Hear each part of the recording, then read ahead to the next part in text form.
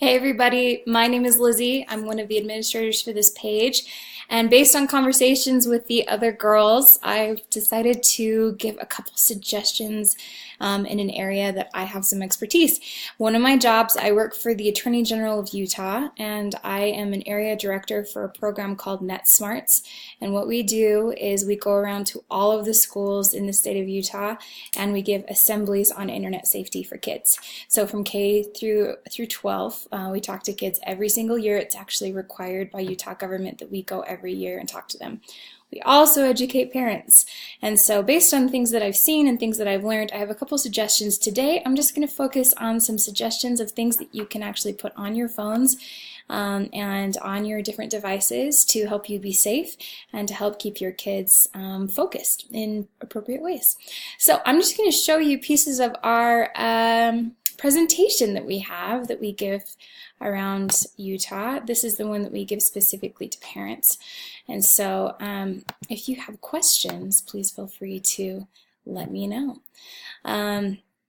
So first of all, I just wanted to show you a couple of ideas of things that you could do to improve your own focus, because it starts with parents, and kids notice that parents are online a lot. They're on their devices, and so there's a couple different apps that you can download. One Focus, Instant, one's called Freedom, and one's called Unplugged, and all of these can help monitor the time that you spend online. They can tell you how much time you're spending, and they can also lock your phone after a certain amount of time. So for example, I use a couple of these apps, and I'm only allotted a certain amount of time on my social media so that I am able to focus on other things. This is one of my favorites. It's actually not on iPhone, but it is available on Android. It's called Step Block, and Step Block, what it does is you have to take steps in order to unlock Facebook, which I think is awesome. It gets you up and it gets you moving, and this would be a good way to motivate kids as well.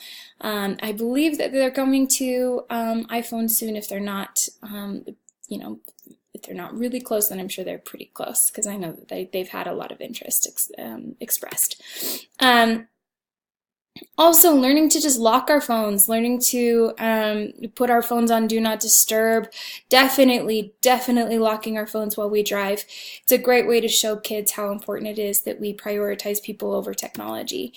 Other things that they have available, there's something called Family Time or Family Pause, and there's also something called Study Lock. Family Time is something, it's a subscription-based thing, and it will lock kids' phones until you decide that it's time for them to have them unlocked. So after chores are done or after homework is done, Study Lock is an app that you can get on Google Play that does the same thing. So it gives you parental control. It gives you basically control over the devices that you pay for, and so children don't feel like they have unfiltered access, which is kind of nice. Other things that we recommend, something called Disney Circle, if you're interested in a little bit more high-level protection. There are definitely things that you can do to be in control and have some parental control over the devices that your kids use, including linking your accounts. So linking your Google Play accounts or your iOS account, so your iTunes and App Store accounts. That way you see what they're downloading. They can't download anything until it goes through you first. It goes through the permission process. Disney Circle, though, is another thing that you can get onto your, it actually is attached to your Wi-Fi, and it filters. It filters for your kids. You can set a teen level, you can set a kid level, and you can basically say what apps they can and cannot use, which is kind of nice. It gives you a little bit more control. And then something that we have here in Utah that I wanted to make sure that you guys were aware of, I know that other states have something much like this, in fact most states do, is this Safe Utah app. This is something I think every kid should have on their phone or their device after about 5th grade. They also have this on a browser. If you go to any Utah Utah school should have this linked on their page. And kids can actually contact crisis counselors whenever they're having a hard time with anything, really. So with bullying, with drugs, alcohol, eating disorders, with gang activity, or if they know of someone who's in trouble. So if they're worried about a friend or something like that, that's something that they can do to try to help one another out, which is really helpful. They make anonymous tips, completely anonymous, and they need to be anonymous so kids that will feel like they can trust the crisis counselors they get in touch with.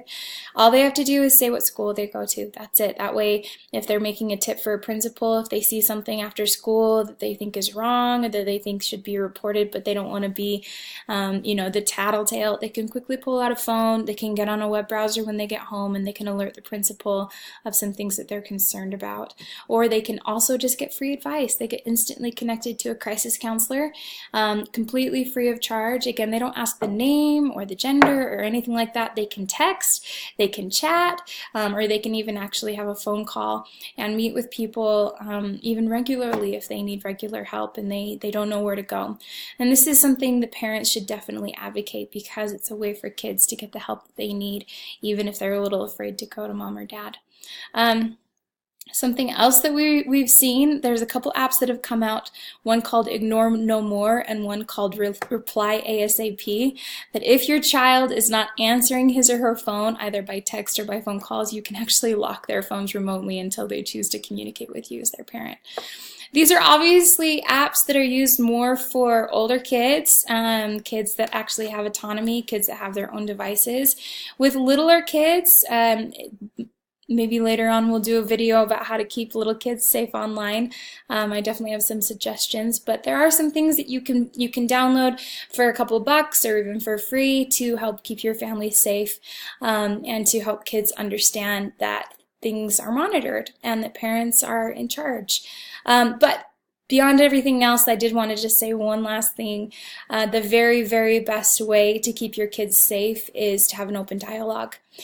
They will find ways around blocks. They will find ways into things that they shouldn't get into. And when that happens, it's not an if, but it's a when. Having the kind of relationship with a child where you feel like they can come to you and they feel like they can come to you and talk about times that they've messed up, or talked about times when they've seen something that's made them feel uncomfortable or confused, that is the ideal. And it all starts with having a conversation with your kid around technology. Play the games they play. Get interested in the things they're interested in. Maybe Minecraft makes you want to poke your eye out, but if it starts a dialogue with your child that opens up a conversation for you to say something like, do you ever see anything that makes you feel uncomfortable online? Or does anybody ever send you a message that makes you feel weird inside? Then that is the ideal, because we want your kids to feel like they can trust you.